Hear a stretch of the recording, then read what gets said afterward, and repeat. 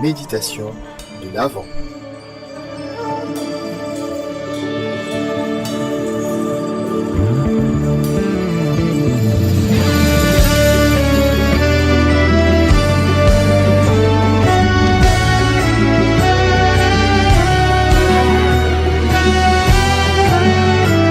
Méditation de l'Avent. Joyeux Noël à tous, j'espère que vous êtes dans la joie, que le Seigneur soit glorifié de ce qu'aujourd'hui nous a encore prêté son souffle de vie. Bienvenue à tous, c'est le grand jour. Et j'aimerais vraiment avec beaucoup de joie vous partager un verset puissant, mais vraiment puissant, tiré donc de Galates chapitre 4, juste versets 4 à 6. Nous sommes dans la joie donc de lire ces quelques versets au nom de notre Seigneur Jésus-Christ. Voici donc la parole du Seigneur. Alléluia, l'accueillons.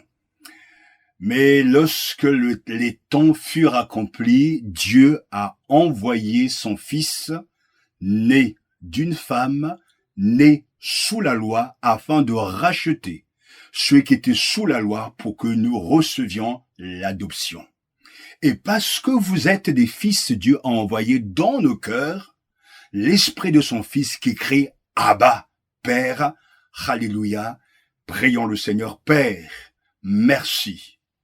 Merci pour ta parole. Merci pour Jésus-Christ. Merci pour le Saint-Esprit. Merci pour ton Église. Merci pour mes frères et sœurs partout. Gloire et louange à toi, au nom de Jésus-Christ. Amen. Noël devrait être une réalité vibrante de notre marche de foi chrétienne tout au long de l'année. En ce 25 décembre, nous disons officiellement Joyeux Noël, et à juste titre. Nous partageons nos délices avec notre famille et nos amis, la musique de Noël, les chocolats, le papier d'emballage et les chants de Noël sont à l'honneur. C'est vrai, n'est-ce pas? Aujourd'hui est vraiment un jour de réconfort et de joie. L'apôtre Paul a également rappelé ce fait à l'église de Galatie, mais il a fait sans faire référence à la nativité, au récit des annonces angéliques, aux cadeaux ou aux fêtes. Nous ferions bien d'écouter son avertissement qui ancre la réalité de Noël dans notre vie quotidienne. L'avantage supplémentaire est que lorsque nous le faisons, cela nous encourage pour l'année à venir. Positionné de manière élégante dans le livre, dans cette lettre, soulignant l'évangile de la grâce, Galates chapitre 4 verset 4 est un beau rappel de la raison pour laquelle le message d'espérance et l'histoire de Noël. Ce verset est complètement ancré dans la vérité de ce que Dieu a dit et de ce que Dieu a fait, c'est-à-dire ses paroles et ses œuvres. Et en ce jour de Noël, je voudrais développer ces deux points et les appliquer afin que demain ne soit pas un jour de certitudes oubliées. Tout d'abord, réjouissez-vous du fait que Dieu tient ses promesses. Sa parole signifie ce qu'elle dit parce que Paul nous dit que mais lorsque le temps fixé fut entièrement venu. Certaines versions disent, mais quand la plénitude du temps fut venue, ou bien quand le temps convenable fut venu, et Dieu a envoyé son Fils. Nous regardons souvent cette phrase et pensons aux choses qui étaient en place et alignées pour que le Christ arrive au bon moment. Nous ne pensons pas peut-être à la Pax Romana, à l'époque du règne de Rome, qui a mis en place un système politique permettant certaines expressions de liberté pour le juif, comme le montrent les récits de l'Évangile. Ou peut-être pensons-nous à la paix relative qui régnait au Moyen-Orient à l'époque de la naissance du Messie. Bien que ces idées soient certainement vraies, la phrase de Paul a une portée beaucoup plus large. Mais lorsque le temps fut accompli, il s'agit d'une expression idiomatique qui implique que Dieu avait un plan divin et majestueux qui s'est concrétisé dans sa totalité en Christ. c'est le plan établi par Dieu qui a été réalisé dans son intégralité, le plan de siècle. Dieu a planifié, Dieu a accompli et Dieu a appliqué. PAA. Vous vous en souvenez? Ce plan n'était pas le fruit du hasard. Il a été calculé et communiqué à et nous de ce côté-ci de l'événement qui a changé notre vie. Le savons et le voyons maintenant. C'est au moment opportun, alléluia, exactement comme Dieu l'avait prévu que le Messie est apparu. Michée a dit que ce serait à Bethléem, Michée chapitre 5 verset 2. C'est ce qui s'est passé. Mais je pensais que Joseph et Marie étaient de Nazareth en Galilée. C'est le cas. Ces endroits ne sont-ils pas à des kilomètres l'un de l'autre? Oui, à l'époque, ils étaient à quelques jours même d'intervalle. Alors, comment? Eh bien, vous voyez, ce n'est qu'une petite partie du plan, mais elle est étonnante, surtout si l'on considère que Marie était presque à terme de sa grossesse. Et pour les amener au sud à temps, il fallait de bonnes routes, ce qui n'existait pas avant la prise de pouvoir par les Romains. Et il fallait certainement les obliger à voyager, mais d'où, frères et sœurs, le recensement imposé par César Auguste, Luc chapitre 2 verset 1, qui obligea Joseph à se faire enregistrer en personne dans la ville de ses racines familiales, c'est-à-dire Bethléem. Luc chapitre 2 verset 4. Alléluia, c'est merveilleux. Ce planning de Dieu, cet agenda est vraiment puissant, fort. Mon cœur est dans la joie, vraiment. Mais avant qu'un sauveur puisse naître, il fallait aussi qu'il y ait un moyen naturel de communication commune, une langue familière qui permettrait de répondre rapidement la bonne nouvelle, n'est-ce pas? Mais pas de problème. Grâce à Alexandre le Grand, le père du grec conique, c'est-à-dire le koiné, langage parlé couramment, plutôt, cette langue était mûre et prête pour une diffusion rapide du message de l'évangile sous la plume des évangélistes et des apôtres. Grâce à des bonnes routes, donc, grâce à une décision de Rome et à un recensement gênant, cela s'est produit au bon endroit, au bon moment, avec une langue articulée comme véhicule parfait pour communiquer l'évangile. Tout le monde dit « Alléluia ». Ça, c'est la sagesse de notre Dieu. Tout est planifié. Et arrivera un petit bébé que le monde a à peine remarqué est arrivé. Et comme Paul le dit ailleurs, les chrétiens sont ceux qui ont vu l'aboutissement des siècles, car nous vivons à un temps proche de la fin. Mais lorsque les temps furent accomplis, Dieu a envoyé son Fils né d'une femme, né sous la loi. Et ainsi, lorsque nous embrassons le Messie, nous confessons que Dieu est fidèle à sa parole. Il est le gardien des alliances. Il tient ses promesses. Noël nous le rappelle, nous oblige à avancer chaque jour dans cette réalité. Réjouissez-vous. Dieu tient ses promesses. Et enfin, la deuxième vérité que nous voulons retenir, émerveillez-vous du fait que Dieu est avec nous. La première partie de la phrase de Galates, verset 4, nous demande de nous réjouir de ce qu'est Dieu. Il est un Dieu qui respecte l'alliance. Il a dit, et cela s'est réalisé. Cependant, il nous est maintenant demandé de réfléchir la manière dont il a fait. C'est par l'incarnation, le mystère des siècles. Dieu a envoyé son Fils né d'une femme, né sous la loi. Et nous sommes là dans le mystère du mouvement de Dieu pour notre bien, qui se trouve dans le chapitre 1 de Jean, verset 14. Dieu est devenu un être de chair, la parole est devenue un être humain. La parole a pris cette forme humaine.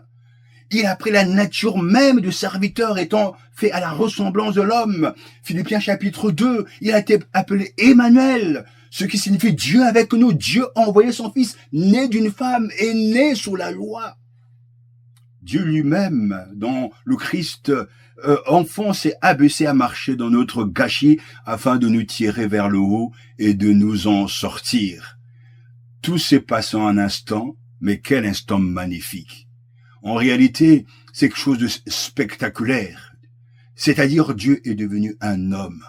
Alors que les créatures de la terre marchaient sans le savoir, la divinité est arrivée. Le ciel s'est ouvert et a placé son être le plus précieux dans un ventre humain. Oh, merveilleux sauveur! L'omnipotent en un instant s'est rendu cassant. Celui qui était esprit est devenu transperçable. Celui qui était plus grand que l'univers est devenu un embryon. Et celui qui soutient le monde par une parole a choisi de dépendre de la nourriture d'une jeune fille. Dieu comme un fœtus. La sainteté dormant dans un utérus. Le créateur de la vie en train d'être créé. Alléluia. Dieu a reçu des sourcils, des coudes, 2 reins et une rate. Il s'étire dans les parois et flotte dans les liquides amniotiques de sa mère. Mais c'est ça l'incarnation, c'est ça. Dieu s'est approché. Merveilleux sauveur.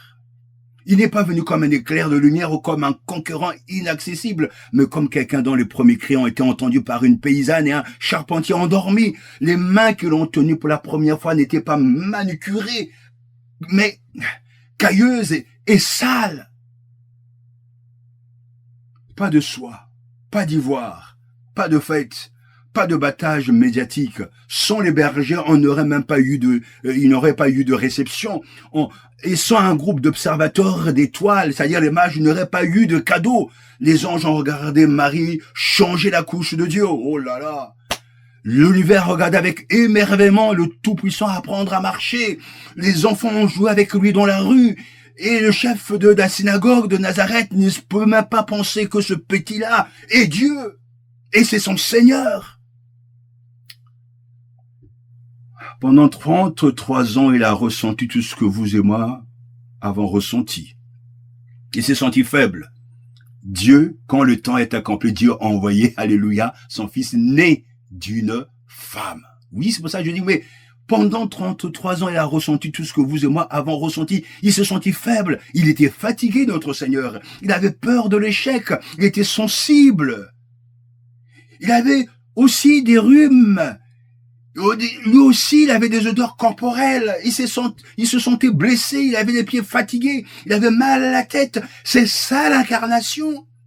Penser à Jésus sur un tel jour, eh bien, cela semble presque irrévérencieux, n'est-ce pas? Mais pourtant, l'incarnation, c'est ça. Il était un homme sans avoir commis de péché, sans commettre de péché. C'est ça la grandeur de notre Seigneur. Il était 100% humain. Ce n'est pas quelque chose que nous aimons faire. C'est inconfortable de parler de Jésus de cette manière.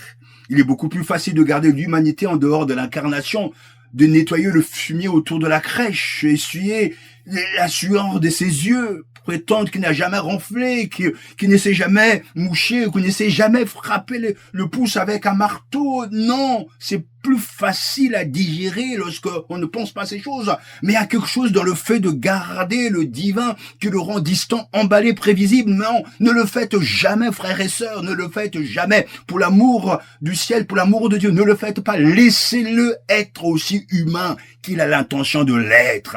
Laissez-le être aussi humain qu'il a l'intention de l'être, mais sans péché. Alléluia. Merveilleux sauveur. Tout s'est passé en un instant. En devenant homme, Dieu a permis à l'homme de voir Dieu. Alléluia. Lorsque Jésus est rentré chez lui, il a laissé la porte de derrière ouverte. Le premier moment de transformation est passé inaperçu aux yeux du monde. Vous voyez là la beauté de Noël, mes frères et sœurs. C'est un événement incroyable. Et cette période nous rappelle cette grande vérité, mais lorsque les temps furent accomplis, Dieu a envoyé son Fils, et il précise, né d'une femme, né sous la loi. Que cela signifie pour vous et moi en ce jour de Noël? Cela signifie que nous pouvons nous réjouir de l'émerveillement et de l'admiration que suscite le don de Dieu. Cela signifie aussi que nous pouvons échanger des cadeaux qui reflètent la grâce de Dieu dans le don de Jésus à Bethléem. nous chantons enfin avec joie et nous nous délectons avec d'autres de son nom magnifique. Frères et sœurs, joyeux Noël. Moi et ma maison, nous vous bénissons et nous vous saluons, nous vous embrassons d'un saint baiser. Passez une bonne journée et souvenez-vous que le merveilleux est venu parmi nous, que son nom soit célébré. Prenons le temps de louer le Seigneur et de l'adorer. Père, et c'est ce que nous voulons faire, au nom de Jésus, nous te remercions de ce que nous pouvons aujourd'hui célébrer la naissance de ton Fils. Nous célébrons la naissance de ton Fils en ce jour de Noël. Nous nous souvenons, Seigneur, que Noël n'est pas une fête comme les autres, mais un rappel de ton grand amour pour nous. C'est un jour, un moment où nous pouvons raconter ton histoire, les miracles, et t'adorer parce que tu es Dieu, parce que tu es Seigneur, et parce que tu es venu vers nous, et que tu nous as accordé une place dans ton royaume. Que le Seigneur soit glorifié, nous louons et adorons le Père, le Fils et le Saint-Esprit au nom de Jésus-Christ. À bientôt, soyez tous bénis, que Dieu vous garde, et alléluia, à la prochaine, au nom de notre Seigneur Jésus-Christ.